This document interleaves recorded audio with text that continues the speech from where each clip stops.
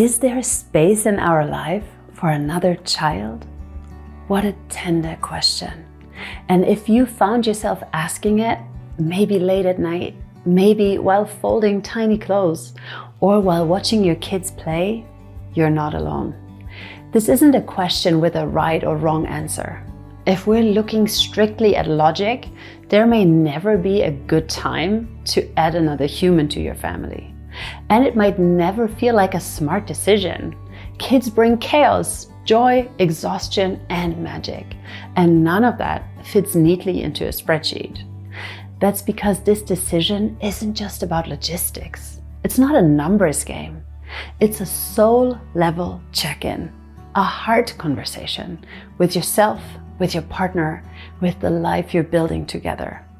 In today's episode, I want to share a bit of my own experience with this question and reflect on the messy, beautiful, and deeply personal journey of deciding whether or not to grow your family. Wherever you are with this, uncertain, hopeful, relieved, or grieving, I want you to feel held here. Welcome back to the Doula Johanna podcast. Just yesterday, I went to a postpartum visit with a couple whose birth I supported a few weeks ago. They had been waiting for this baby for such a long time, navigating infertility, loss, and then finally going 2 full weeks past their due date.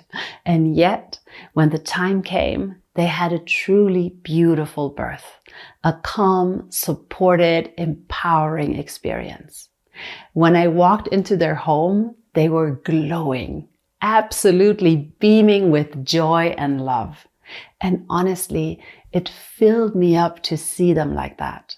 But I have to admit, I was still a little surprised when one of the very first things they asked me was, "When can we have another baby?" And I smiled, because that question, especially coming from parents so fresh in the newborn bubble, says so much. It told me that not only were they happy and bonded, but that they were on the same page, that their experience had been positive enough that they could imagine going through it all again so soon after giving birth. That's not always the case, for sure. There are so many emotions, memories, physical realities, and relationship dynamics that influence whether we want or can have another baby. In my own friend group, so many of us are somewhere in that gray zone. We've already had 1 or more children. We're in our late 30s or early 40s. We know the clock is ticking. Time waits for no ovary. And still, there's uncertainty, longing, doubt, excitement, fatigue. In this episode, I want to talk about that. I want to walk you through the different areas I reflected on in my own decision to have a 3rd child, and then later to not have a 4th. It's personal, it's complex, it's not a checklist.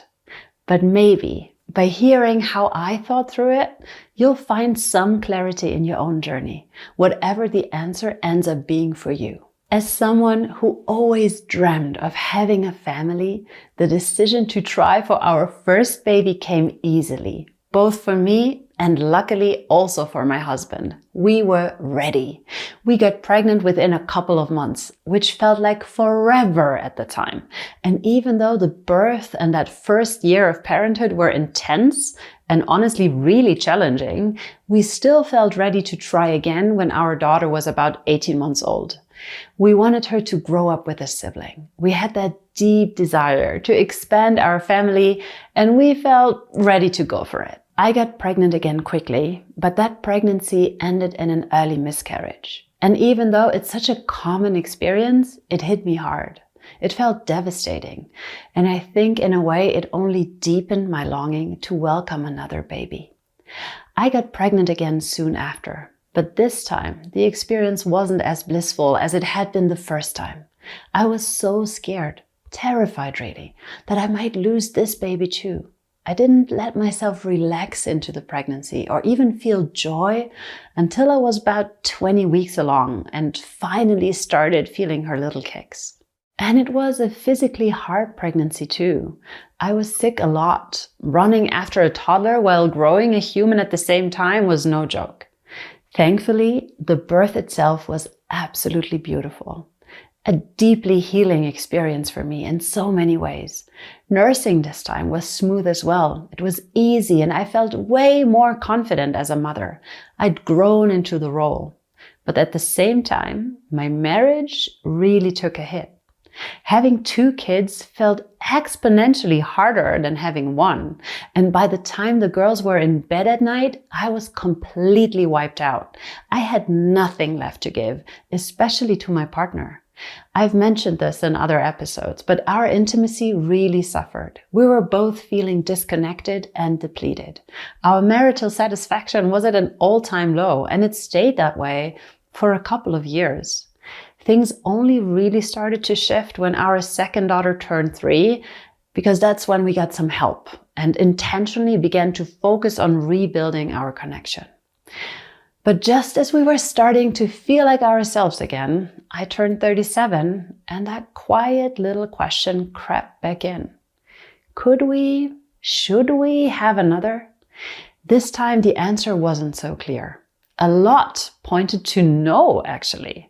Money was tight, the apartment already felt cramped, and realistically, it wouldn't work for a family of 5.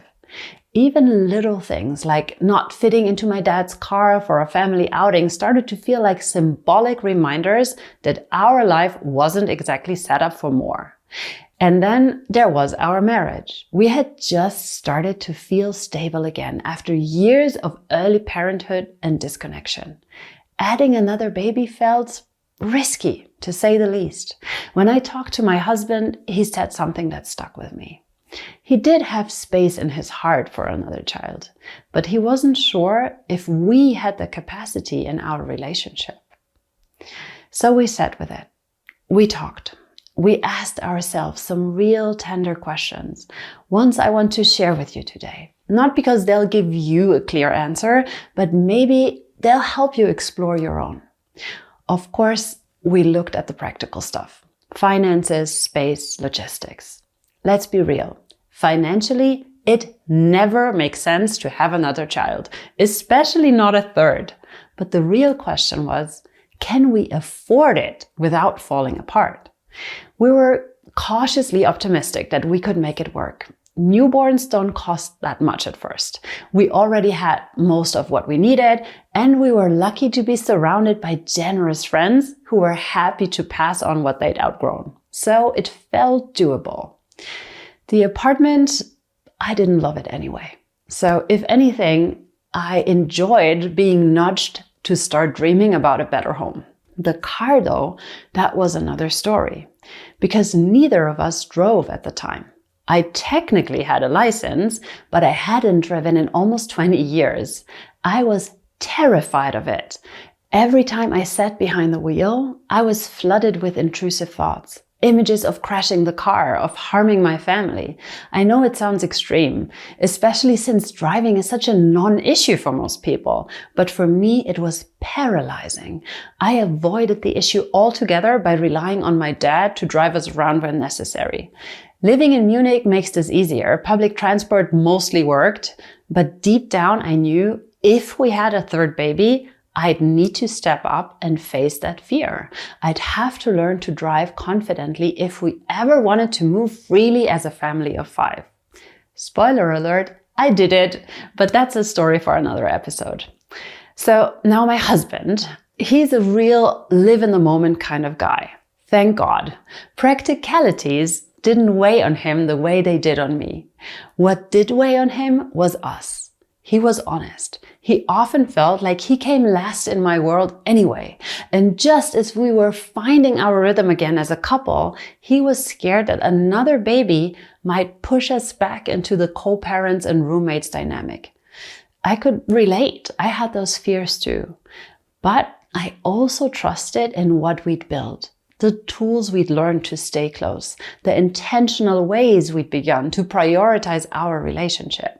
If you're curious about that journey, check out episode 7 of my podcast. For me, the biggest question wasn't about logistics or even our relationship. It was about my work, my ambitions, and my own happiness. I had finally found a profession that truly fulfilled me. My doula work was thriving. I was getting more inquiries than I could handle. My childbirth classes were full, and I felt deeply energized by the work I was doing. And I also really enjoyed the stage we were in as a family. Our kids were a little bit older now. We could read real books together, play actual games, have interesting conversations. They were becoming more independent, and so was I. Was I really ready to go back to sleepless nights and diaper changes? It felt like a massive sacrifice. And if I'm honest, a big risk too. What if I couldn't return to this work I loved? What if being on call as a doula with 3 children would be impossible? All of that was weighing on me. And yet, there was still this quiet, persistent longing. I had heard other mothers talk about this deep, intuitive feeling that their family wasn't complete yet, that someone was missing. But I didn't feel that way. We were just fine as a family of 4, complete in our own way. And still, I could see it. I could imagine my girls stepping into the role of big sisters, watching a new little person grow up beside them. They were both so affectionate, so loving. I had no doubt that having a baby sibling would bring them real joy. My husband said that all he had to do was look at our daughters and feel his heart soften. How sad would the world be without these 2? He asked. He was completely enchanted by their wildly different personalities, their quirks, their completely unique little faces. There was a curiosity in him. Who would the next child be? What magic might they bring into the world? We had a long conversation back in July 2021, and we decided not to decide just yet. We agreed to revisit the conversation around Christmas. He was about to start a new job in September, and our eldest would be starting school. It felt smart to see how those 2 big changes played out before even thinking about trying to conceive. Of course, that was another question that quietly sat with me. What if it didn't work at all? I was now in my late 30s. I'd had a miscarriage before, and I knew there were no guarantees, no promises of a positive pregnancy test, and certainly no guarantee of a healthy birth at the end of it. As I felt at peace with our family as it was, I also felt willing to open my heart to the possibility of heartache. In the end, the most important factor for me was knowing I wouldn't be doing it alone.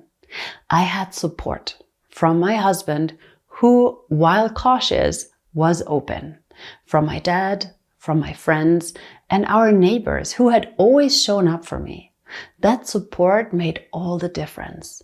And I knew myself better now. I knew that I'd do things differently this time around, that I was better at asking for help, that I truly enjoy the sensations of pregnancy and soak up the newborn phase as much as I possibly could.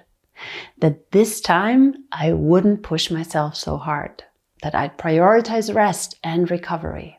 I promised myself that I would choose play over perfection and cuddles over control. And maybe, most importantly, I understood deeply that the relationship between my husband and me was the foundation of our entire family's well-being.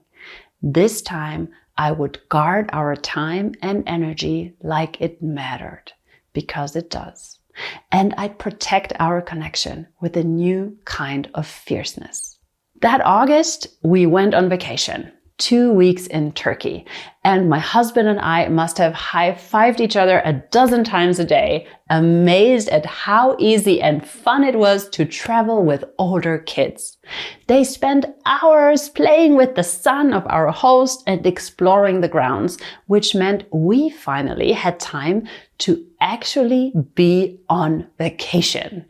I finished 2 novels, 2!